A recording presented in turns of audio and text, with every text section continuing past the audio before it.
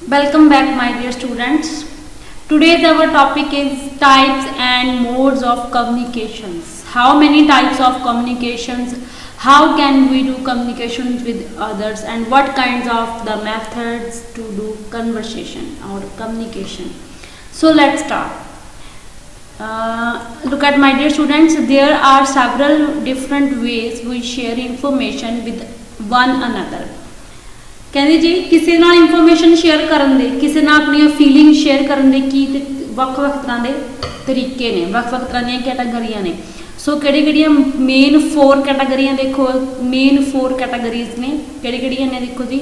First ਹੈਗਾ ਜੀ verbal communication, after that ਜੀ non verbal, then written, last one is visual. So these are 4 kinds of verbal communications method. These are 4 categories. So first one आ गया जी verbal communication. verbal communication की चीज़ होंगी है? verbal communication ਆਪਾਂ ਕਿੱਦਾਂ ਕਰਦੇ ਆ?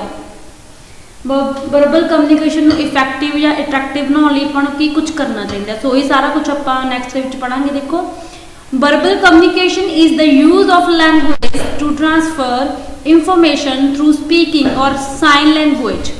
It is one of the most common types, often used during presentation, video conference and phone calls, meetings and one-to-one conversation.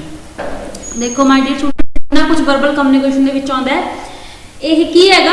use of language। ਆਪਾਂ ਆਪਣੀ language ਨੂੰ, ਆਪਣੀ ਭਾਸ਼ਾ ਨੂੰ ਕਿਵੇਂ use ਕਰਦੇ ਆ? ਕਿਸ ਚੀਜ਼ ਦੇ ਲਈ? ट्रांसफर इंफॉर्मेशन, कोई इंफॉर्मेशन ਨੂੰ ट्रांसफर ਕਰਨ ਦੇ ਲਈ, ਚਾਹੇ ਉਹ ਆਪਾਂ ਬੋਲ ਕੇ ਕਰੀਏ, ਚਾਹੇ ਕੁਛ ਨਾ ਕੁਛ ਸਾਈਨ ਦੇ ਕੇ ਕਰੀਏ। It is one of the most common type. ਇਹ ਕੀ ਹੈਗੀ? ਇਹ ਟਾਈਪ ਹੈ ਜਿਹੜੀ ਸਭ ਤੋਂ ਜ਼ਿਆਦਾ ਕਾਮਨ ਜੀ ਚੀਜ਼ ਹੈ, ਕਿ ਜ਼ਿਆਦਾ ਅਕਸਰ ਲੋਕ ਇਸ ਚੀਜ਼ ਨੂੰ ਯੂਜ਼ ਕਰਦੇ ਨੇ।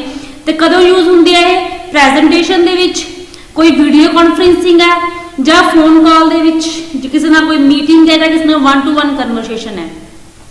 ਸੋ ਇਹ ਕੀ ਹੈਗੀ? ਆਪਣੀ ਵਰਬਲ ਕਮਿਊਨੀਕੇਸ਼ਨ ਹੈ ਕਿ ਤੁਸੀਂ ਵਰਬਲ ਕਮਿਊਨੀਕੇਸ਼ਨ ਦੇ ਥਰੂ ਤੁਸੀਂ ਕਿਵੇਂ ਆਪਣਾ ਮੈਸੇਜ ਡਿਲੀਵਰ ਕਰ ਸਕਦੇ ਹੋ, ਕਿਹੜੇ ਮੈਥਡਸ ਨੇਗੇ, ਜਾਂ ਕਿੱਥੇ ਯੂਜ਼ ਹੁੰਦੀ ਹੈ ਵਰਬਲ ਕਮਿਊਨੀਕੇਸ਼ਨ। ਤੁਸੀਂ ਆਪਣੇ ਸ਼ਬਦਾਂ ਦਾ ਜਿਹੜਾ ਜਾਲ ਹੈ ਉਹਨੂੰ ਕਿੱਦਾਂ ਇਹੋ ਜਿਹਾ ਬਣਾ ਕੇ ਪੇਸ਼ ਕਰਦੇ ਹੋ ਕਿ ਜਿਹੜਾ ਸਾਹਮਣੇ ਵਾਲਾ ਬੰਦਾ ਹੈ ਉਹ ਤੁਹਾਡਾ ਮੈਸੇਜ ਨੂੰ, ਤੁਹਾਡੀ ਫੀਲਿੰਗਸ ਨੂੰ, ਤੁਹਾਡੇ ਇਮੋਸ਼ਨਸ ਨੂੰ ਚੰਗੀ ਤਰ੍ਹਾਂ ਅੰਡਰਸਟੈਂਡ ਕਰ ਪਾਏ।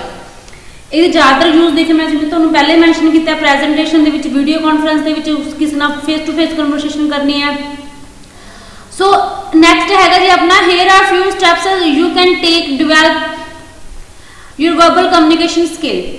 ਇੱਥੇ ਕੁਝ ਕੁ ਇਹੋ ਜਿਹੇ ਸਟੈਪ ਨੇ ਜਿਨ੍ਹਾਂ ਦੇ ਦੁਆਰਾ ਆਪਾਂ ਆਪਣੀ ਵਰਬਲ ਕਮਿਊਨੀਕੇਸ਼ਨ ਨੂੰ ਬਹੁਤ ਵਧੀਆ ਤਰੀਕੇ ਨਾਲ ਰਿਪਰੈਜ਼ੈਂਟ ਕਰ ਸਕਦੇ ਹਾਂ, ਆਪਣੇ ਮੈਸੇਜ ਨੂੰ ਅਟਰੈਕਟਿਵ ਬਣਾ ਸਕਦੇ ਹਾਂ, ਆਪਣੇ ਤੁਸੀਂ ਪੂਰਾ ਕੌਨਫੀਡੈਂਟਲੀ ਕਹਿ ਸਕਦੇ ਹੋ ਕਿ ਜੋ ਮੈਂ ਹੱਲ ਕਹੀ ਬਿਲਕੁਲ ਸਹੀ ਹੈ। ਸੋ ਇਹਦੇ ਸਟੈਪ ਕਿਹੜੇ ਆ? ਫਸਟ ਆਫ ਆਲ ਹੈਗਾ ਜੀ use a strong confident speaking voice. ਜਿਹੜਾ ਪਹਿਲਾ ਸਟੈਪ ਹੈ ਵਰਬਲ ਕਮਿਊਨੀਕੇਸ਼ਨ ਦਾ, ਉਹ ਕਿਹੜਾ ਹੈਗਾ ਕਿ ਜਿਹੜੀ ਤੁਹਾਡੀ ਆਵਾਜ਼ ਹੈ, ਜੋ ਤੁਹਾਡਾ ਵੌਇਸ ਸਿਸਟਮ ਹੈ, ਉਹ ਬਿਲਕੁਲ ਸਟਰੋਂਗ ਹੋਣਾ ਚਾਹੀਦਾ। ਜੋ ਤੁਸੀਂ ਬੋਲੋ ਉਹ ਤੁਹਾਡੇ ਚਿਹਰੇ ਤੋਂ ਦਿਖਣਾ ਚਾਹੀਦਾ। ਇਟ ਮੀਨਸ ਕਿ ਤੁਸੀਂ ਪੂਰਾ ਕੌਨਫੀਡੈਂਟ ਨਾਲ ਬੋਲਣਾ ਹੈ। ਜੋ ਤੁਸੀਂ ਮੈਸੇਜ ਡਿਲੀਵਰ ਕਰ ਰਹੇ ਹੋ ਜਾਂ ਕੋਈ ਸਪੀਚ ਦੇ ਰਹੇ ਹੋ, ਕਿ ਤੁਹਾਡੀ ਜਿਹੜੀ ਆਵਾਜ਼ ਹੈ ਉਹਦੇ ਤੋਂ ਲੱਗਣਾ ਚਾਹੀਦਾ ਹੈ ਕਿ ਹਾਂ ਇਸ ਬੰਦੇ ਵਿੱਚ ਦਮ ਹੈ, ਇਹ ਕੁਝ ਬੋਲ ਸਕਦਾ ਹੈ।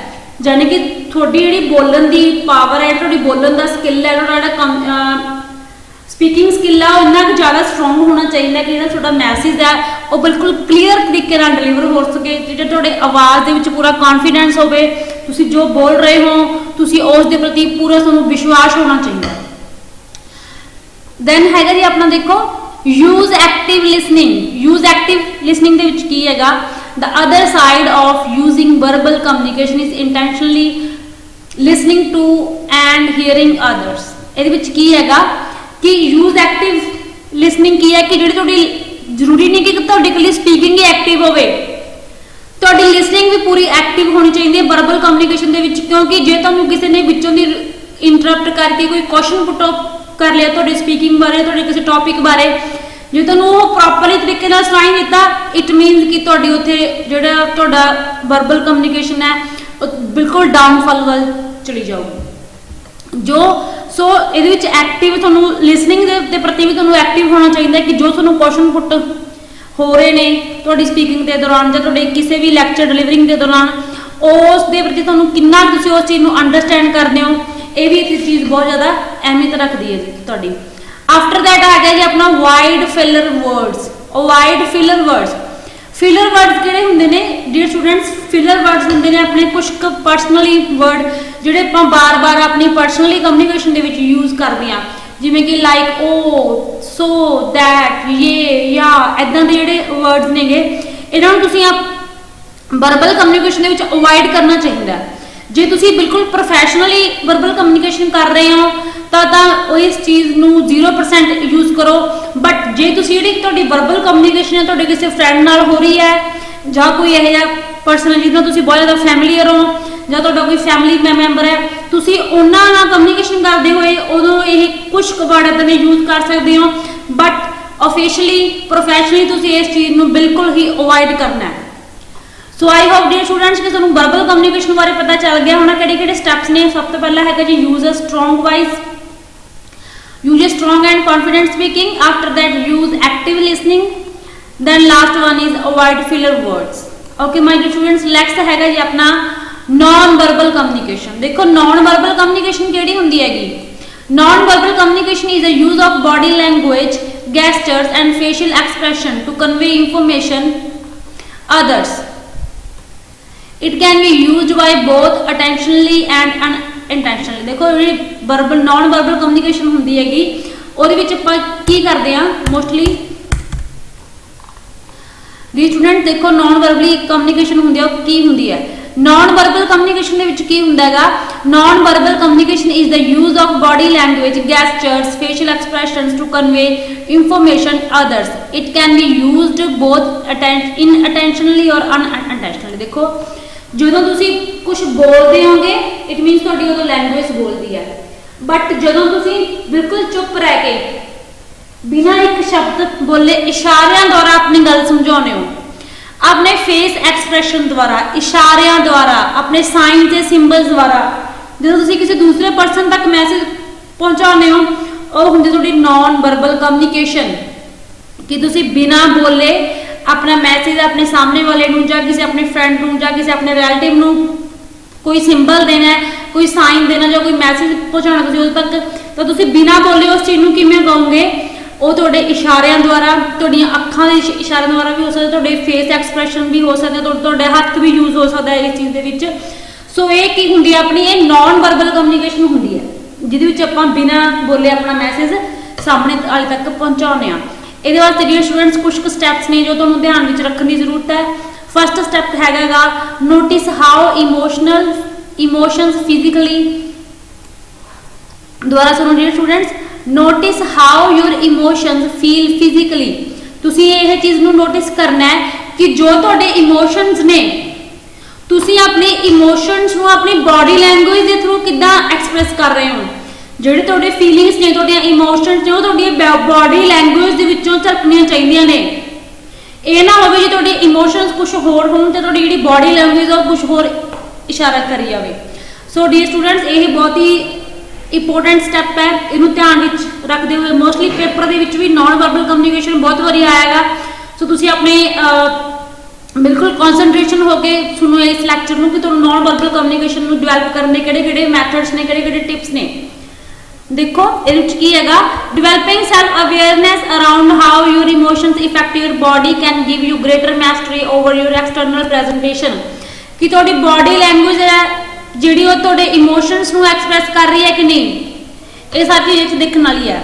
After that my dear students be intentional about your non verbal communication. तुहानूं अपनी नॉन वर्बल कम्युनिकेशन के प्रति सुचेत रहना चाहिए। इट मीनस तुहानूं अलर्ट रहना चाहिए। इस की कुछ आऊगा make an effort to display positive body language when you feel alert, open and positive about your surrounding. देखो तुसी की करना है कि जे तुसी अलर्ट फील कर रहे हो तो तुहाडी बॉडी लैंग्वेज नूं वो चीज़ रिप्रजेंट करनी चाहिए है। जे तुसी सैड हुंदे हो तो फिर तुहाडे चेहरे तो वो चीज़ दिखती है। जो आपां हैप्पी हुंदे आ, खुश हुंदे आ, तो अपना चेहरा अपनी भाषा बोलदा, बिना देखे ही बिना सुने ही बिना कुछ बोले ही अपन पता लग जाता है कि वो परसन बहुत खुश है सिर्फ वो चेहरा देख के ही। सो जी थोड़ी बॉडी लैंग्वेज है ਉਹ ਬਿਲਕੁਲ ਤੁਹਾਡੀ ਇਮੋਸ਼ਨਸ ਦੇ ਨਾਲ, ਤੁਹਾਡੀ ਕਮਿਊਨੀਕੇਸ਼ਨ ਦੇ ਨਾਲ ਬਿਲਕੁਲ ਮੈਚ ਹੋਣੀ ਚਾਹੀਦੀ ਆ। ਦੈਨ ਲਾਸਟ ਵਨ ਆ ਗਿਆ ਜੀ students, mimic non verbal communication you find effective. ਤੁਸੀਂ ਇਦਾਂ ਦੇ ਨॉन ਵਰਬਲ ਕਮਿਊਨੀਕੇਸ਼ਨ ਦੇ ਵਿੱਚ ਕੁਝ ਮਿਮਿਕ ਯੂਜ਼ ਕਰਨੇ ਹੈਗੇ ਜਿਹਦੇ ਨਾਲ ਕਿ ਤੁਹਾਨੂੰ ਲੱਗੇ ਕਿ ਤੁਹਾਡੀ ਕਮਿਊਨੀਕੇਸ਼ਨ ਦੇ ਨਾਲ ਇਫੈਕਟ ਬਹੁਤ ਜ਼ਿਆਦਾ ਇਫੈਕਟਿਵ ਹੋ ਸਕਦੀ ਹੈ। ਮਤਲਬ ਕਿ ਕੋਈ ਇਦਾਂ ਦੇ ਮਿਮਿਕ ਵਿੱਚ ਹੁੰਦਾ ਥੋੜਾ ਜਿਹਾ ਜਿਹਦੇ ਨਾਲ ਤੁਹਾਡਾ ਜਿਹੜਾ ਤੁਹਾਡੀ ਪ੍ਰੈਜੈਂਟੇਸ਼ਨ ਹੈ ਕੁਝ ਡਿਫਰੈਂਟ ਲੱਗੇ, ਕਿ ਜੋ ਤੁਹਾਡੇ ਫੇਸ਼ੀਅਲ ਐਕਸਪ੍ਰੈਸ਼ਨ ਹੈ, ਤੁਹਾਡੀ ਬਾਡੀ ਲੈਂਗੁਏਜ ਹੈਗੀ, ਉਹਦੀ ਤੁਸੀਂ ਇੱਕ ਡਿਫਰੈਂਟ ਪਹਿਚਾਣ ਬਣਾਉਣ ਦੇ ਲਈ ਤੁਸੀਂ ਉਹਨਾਂ ਨੂੰ ਇੱਕ ਅਲੱਗ ਚੀਜ਼, ਇੱਕ ਅਲੱਗ ਪਹਿਚਾਣ ਬਣਾਉਣ ਦੇ ਲਈ ਤੁਸੀਂ ਕਿਹੜੇ-ਕਿਹੜੇ ਵਰਡਸ ਯੂਜ਼ ਕਰ ਰਹੇ ਹੋ, ਇਹ ਹੁੰਦੀ ਹੈ ਤੁਹਾਡੇ mimic non verbal communications. So my dear students, I hope ਕਿ ਤੁਹਾਨੂੰ ਨॉन ਵਰਬਲ ਕਮਿਊਨੀਕੇਸ਼ਨ ਬਾਰੇ ਤੇ ਇਹਦੇ ਵਾਲੇ ਸਟੈਪ ਕਿਹੜੇ-ਕਿਹੜੇ ਇਹਨਾਂ ਬਾਰੇ ਪਤਾ ਲੱਗ ਗਿਆ ਹੋਣਾ ਜੀ। ਆਫਟਰ ਦੈਟ ਆਪਣਾ ਹੈਗਾ ਜੀ ਰਿਟਨ ਕਮਿਊਨੀਕੇਸ਼ਨ। ਰਿਟਨ ਕਮਿਊਨੀਕੇਸ਼ਨ ਕੀ ਹੁੰਦੀ ਆ? Written communication is the act of writing, typing or printing symbol like letters and numbers to convey information। ਜਿਹੜੀ written communication ਹੁੰਦੀ ਹੈ ਉਹ ਕੀ ਹੁੰਦੀ ਹੈ ਕਿ ਇਹ ਇੱਕ ਰਾਈਟਿੰਗ ਦਾ ਐਕਟ ਹੈ, ਚਾਹੇ ਉਹ ਕੁਝ ਟਾਈਪਿੰਗ ਕੀਤਾ ਹੋਵੇ, ਚਾਹੇ ਕੁਝ ਪ੍ਰਿੰਟ ਕੀਤਾ ਹੋਵੇ, ਚਾਹੇ ਕੁਝ ਲਿਖਿਆ ਹੋਵੇ। ਤੁਸੀਂ ਲਿਖ ਕੇ ਆਪਣਾ ਮੈਸੇਜ ਡਿਲੀਵਰ ਕਰ ਰਹੇ ਹੋ, ਤੁਸੀਂ ਖੁਦ हैंड रिटन भी हो सकती है चीज़, प्रिंटिंग दे विच भी हो सकती है, कोई पैम्पलेट भी हो सकता है, कुछ भी हो सकता है ये। सो तुसी लिख के एक लैंगुएज के थ्रू अपना मैसेज दे रहे हो, होंगी अपनी रिटन कम्युनिकेशन। ये देखो किहड़ी किहड़ी होनी चाहिए अपनी। सब तो पहला है strive and simple. Written communication should be as simple as clear as possible while it might be helpful to include lots of detail in instructional communication। देखो ਤੁਹਾਨੂੰ ਜਿਹੜੀ ਇਹ ਰਿਟਨ ਕਮਿਊਨੀਕੇਸ਼ਨ ਆ ਉਹ ਬਿਲਕੁਲ ਕੀ ਹੋਣੀ ਚਾਹੀਦੀ ਹੈ, ਬਿਲਕੁਲ ਸਿੰਪਲ ਹੋਣੀ ਚਾਹੀਦੀ ਹੈ। ਇਟ ਮੀਨਸ ਕਿ ਤੁਹਾਡੀ ਜਿਹੜੀ ਲੈਂਗੁਏਜ ਹੈ, ਜੋ ਤੁਹਾਡੀ ਲਿਖਣ ਦੀ ਭਾਸ਼ਾ ਹੈ, ਉਹ ਬਿਲਕੁਲ ਹੀ ਸਿੰਪਲ ਹੋਣੀ ਚਾਹੀਦੀ ਹੈ ਤਾਂ ਕਿ ਸਾਹਮਣੇ ਵਾਲੇ ਨੂੰ ਈਜ਼ੀਲੀ ਪੜ੍ਹ ਸਕੇ, ਰੀਡੇਬਲ ਹੋਵੇ, ਅੰਡਰਸਟੈਂਡੇਬਲ ਹੋਵੇ। ਉਹ 'ਚ ਇੱਦਾਂ ਦੇ ਕਨਫਿਊਜ਼ਨ ਵਾਲੇ ਵਰਡ ਨਹੀਂ ਹੋਣੇ ਚਾਹੀਦੇ, ਯਾਨੀ ਕਿ ਬਹੁਤੀ ਜਿਹੜੀ ਵੋਕੈਬ ਹੈ ਉਹ ਬਿਲਕੁਲ ਹਾਈ ਫਾਈ ਨਹੀਂ ਹੋਣੀ ਚਾਹੀਦੀ। ਉਹਦਾ ਜਿਹੜਾ ਬੈਲੈਂਸ ਹੈ ਉਹ ਤੁਹਾਨੂੰ ਇੱਕ ਬੈਲੈਂਸ ਬਣਾ ਕੇ ਰੱਖਣਾ ਜ਼ਰੂਰੀ ਹੈ। ਜੇਕਰ ਤੁਸੀਂ ਬਹੁਤ ਜ਼ਿਆਦਾ ਐਜੂਕੇਟਡ ਹੋ ਤਾਂ ਤੁਹਾਨੂੰ ਆਪਣੇ ਆਡੀਅנס ਨੂੰ ਧਿਆਨ 'ਚ ਰੱਖਣਾ ਚਾਹੀਦਾ ਕਿ ਉਹ ਕਿੰਨੇ ਕੁ ਐਜੂਕੇਟਡ ਨੇ ਜੋ ਤੁਹਾਡਾ ਸਪੀਚ ਸੁਣ ਰਹੇ ਨੇ। ਤੁਹਾਨੂੰ ਉਹਨਾਂ ਦੇ ਅਕੋਰਡਿੰਗ ਆਪਣੀ ਜਿਹੜੀ ਰਾਈਟਿੰਗ ਕਮਿਊਨੀਕੇਸ਼ਨ ਹੈ ਉਹਦਾ ਲੈਵਲ ਰੱਖਣਾ ਪਊਗਾ ਕਿ ਉਹਨਾਂ ਨੂੰ ਜੋ ਤੁਸੀਂ ਮੈਸੇਜ ਦੇ ਰਹੇ ਹੋ ਸਮਝ ਆ ਰਿਹਾ ਜਾਂ ਨਹੀਂ ਆ ਰਿਹਾ। So my dear students, next ਹੈਗਾ ਦਾ step take time to review your written communication. ਜੇ ਤੁਸੀਂ ਕੁਝ ਆਪਣਾ ਲਿਖ ਲਿਆ, ਕੋਈ ਲੈਟਰ ਟਾਈਪ ਕੀਤਾ ਜਾਂ ਕੋਈ ਹੈਂਡ ਰਾਈਟ ਕੀਤਾ ਤਾਂ ਤੁਸੀਂ ਉਸ ਚੀਜ਼ ਦੇ ਉੱਪਰ ਤੁਹਾਨੂੰ ਰਿਵਿਊ ਕਰਨਾ ਚਾਹੀਦਾ ਹੈ। ਰਿਵਿਊ ਮੀਨਸ ਕਿ ਉਸ ਨੂੰ ਦੁਬਾਰਾ ਦੇਖਣਾ ਚਾਹੀਦਾ ਹੈ।